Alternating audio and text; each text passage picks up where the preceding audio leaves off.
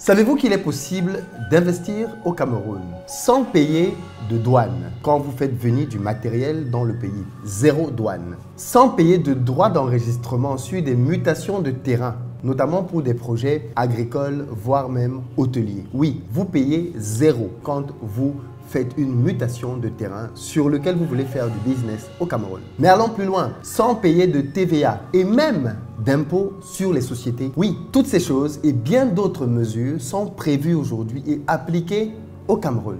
Vous savez quel est le problème? C'est que les Camerounais croient au on-dit, croient au racontage et ne vont plus à la source. Je crois que c'est l'un des plus gros problèmes qui existent aujourd'hui au Cameroun. Le fait qu'il y a une grosse perte de confiance entre les citoyens camerounais et les dirigeants du pays qui font que, peu importe ce qu'on leur dit, les gens ne croient pas que c'est vrai. Il se trouve que l'année dernière, nous avons eu le privilège de recevoir à Back to Africa. Back to Africa, c'est un événement majeur. Je crois même que c'est le plus gros événement au monde qui est organisé, ou du moins que mes équipes et moi organisons pour le moment à Paris, au Palais des Congrès, et au cours duquel nous parlons concrètement de comment faire du business en Afrique. Et l'année dernière, nous avons eu le privilège d'inviter la Direction générale des impôts du Cameroun, qui nous a envoyé donc de hauts gradés de la Direction générale qui sont venus pour nous expliquer eux-mêmes, personnellement, comment faire pour investir au Cameroun de manière intelligente sans avoir à payer énormément d'éléments de fiscalité. Vous n'allez peut-être pas me croire, mais les gens qui étaient dans la salle étaient choqués. Choqués d'apprendre tout ce qu'il était possible de ne pas payer au moment où on parle quand on veut faire du business au Cameroun. Dans cette vidéo, on va revenir là-dessus. Je vais vous donner quelques aperçus de la masterclass qui a été donnée à Back to Africa l'année dernière et vous comprendrez pourquoi assister à un événement de cette ampleur, c'est quelque chose de fondamental si on veut faire du business en Afrique. Cette année, nous travaillons à faire venir, en plus du Cameroun, la Côte d'Ivoire et le Sénégal, parce que ces pays aussi souffrent des mêmes problèmes. Pas mal de facilités sont mises en œuvre, mais les dernières personnes à être au courant et à en bénéficier, ce sont les personnes même pour lesquelles ces facilités ont été mises sur pied. Disclaimer, je ne fais la promotion d'aucun gouvernement. Cette vidéo n'a pas été du tout sponsorisée. C'est juste qu'à un moment donné, il faut dire les faits et il faut dire la vérité, indépendamment de toute émotion.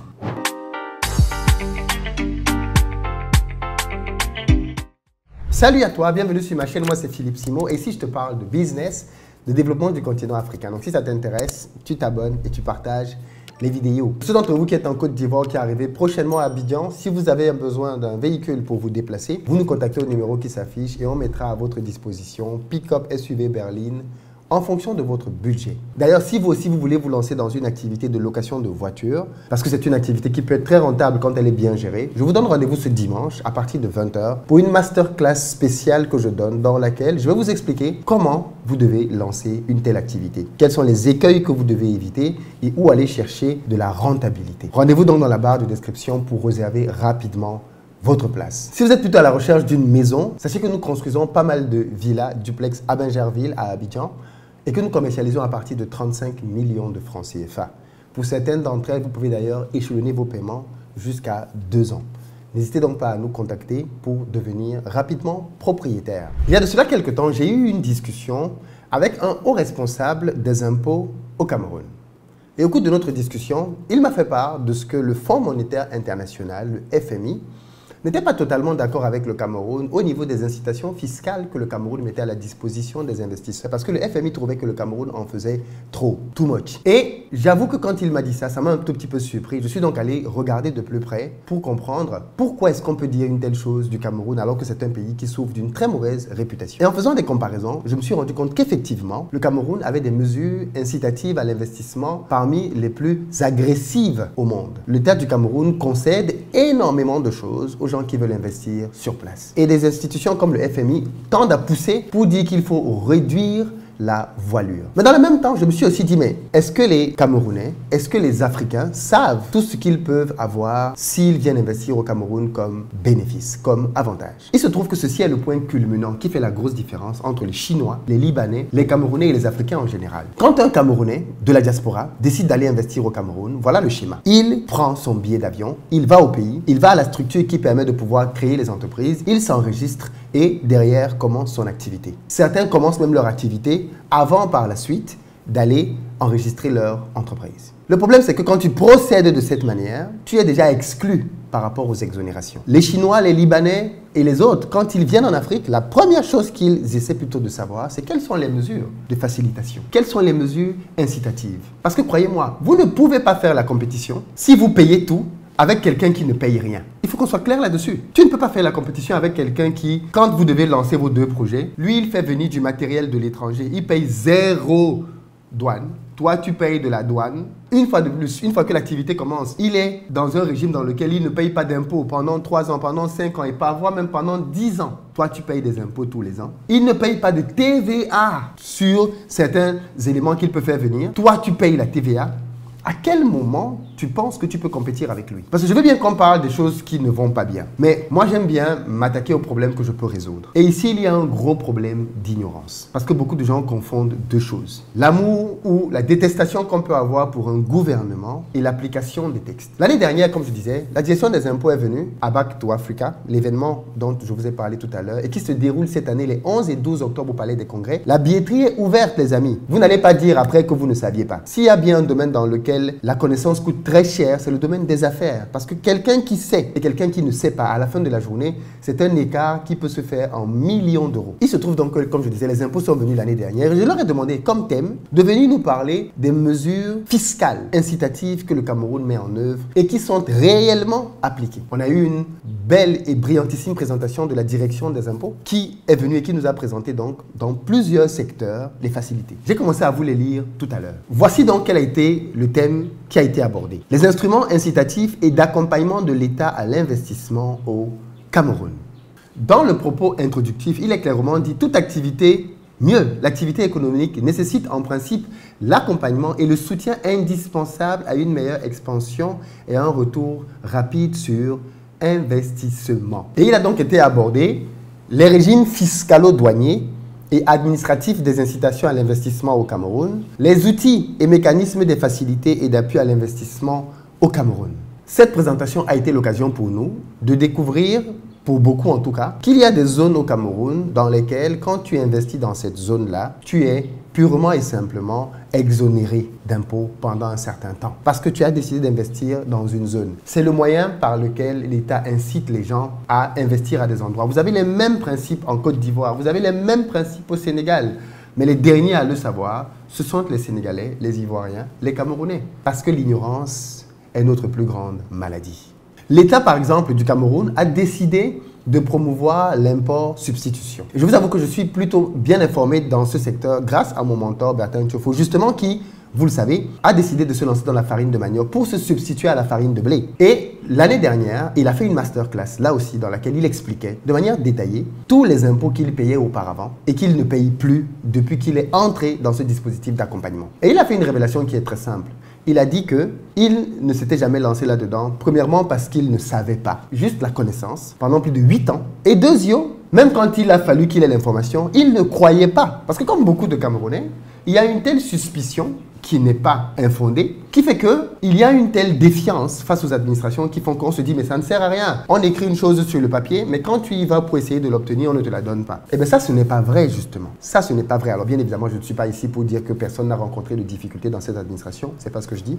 Il y a certainement forcément des cas. Mais les personnes que je connais, les personnes qui se sont lancées, les personnes qui sont venues à Back to Africa l'année dernière et qui, suite à Back to Africa, ont décidé de tester ces dispositifs, nous ont fait des retours satisfaisants. On ne les a pas embêtés, ils ont suivi les procédures, parfois plus ou moins longues, mais ils sont parvenus à avoir leur convention qui était signée avec l'État du Cameroun pour pouvoir faire venir au pays les marchandises dont ils avaient besoin pour lancer leurs activités. C'est un fait, c'est factuel. Je vous l'ai dit dans la précédente vidéo dans laquelle je parlais des Libanais, des Chinois et autres, c'est que ce qu'ils font eux, c'est qu'ils viennent, ils appliquent les textes. Et derrière, ils ont les avantages. Mais il y a de notre côté une telle méfiance que même si tu dis à un Camerounais que l'État a dit que si tu vas à tel endroit, tu ne vas pas payer, il va te dire c'est faux. C'est impossible. Quel État va dire qu'il ne paye pas? Non pas qu'il ne croit pas que l'État ait dit ça, mais parce qu'il croit qu'il va forcément y avoir un ou plusieurs agents qui ont installé des postes de corruption qui vont empêcher d'en bénéficier. Je ne suis pas en train de dire ici une fois de plus que ce genre de choses n'existe pas. Je dis juste que les retours que moi j'ai eus étaient faits de personnes qui se sont lancées là-dedans et qui ont eu les accompagnements nécessaires et n'ont rien payé du tout. Un extrait de la présentation dit « Pour les exploitants agricoles, y compris lorsqu'ils sont constitués sous forme de coopérative ou de GIC, pendant les 5 premières années, exonération de la patente, exonération de l'impôt sur les revenus. Au-delà de la 5e année, exonération de la patente, AIR libératoire autour de 0,5% du chiffre d'affaires. Ça, c'est pas ce que j'appelle une fiscalité agressive. Absolument pas du tout. Mais comme bien souvent, nous n'y croyons pas, ou alors nous sommes totalement ignorants et nous n'allons pas bénéficier de ces éléments. Suite à Back to Africa l'année dernière, la direction des impôts a mis à la disposition des participants un groupe WhatsApp dans lequel la direction des impôts elle-même est présente. Je suis dans le groupe. Et les membres qui étaient là l'année dernière, et d'autres d'ailleurs de la diaspora, posent des questions directement au directeur des impôts, qui eux-mêmes prennent le temps de systématiquement répondre à chaque question qui est posée. Ça, c'est factuel, c'est vérifiable par les personnes qui sont dans le groupe. Certains sont certainement abonnés, vont voir cette chaîne et vont pouvoir témoigner de ce que je dis. Ceci pour simplement signifier une chose, c'est que le problème de beaucoup de nos pays, c'est la mauvaise réputation dont ils disposent vis-à-vis de leur propre population. Les gens ne croient pas. Et le fait qu'ils ne croient pas fait qu'ils passent eux-mêmes à côté de beaucoup d'opportunités qui auraient pu leur être utiles, pertinentes, dans le cadre de leur développement et de leur croissance. Et ça, c'est dommage. Attention, ce que je suis en train de dire là n'est pas valable uniquement pour la diaspora. Pas du tout.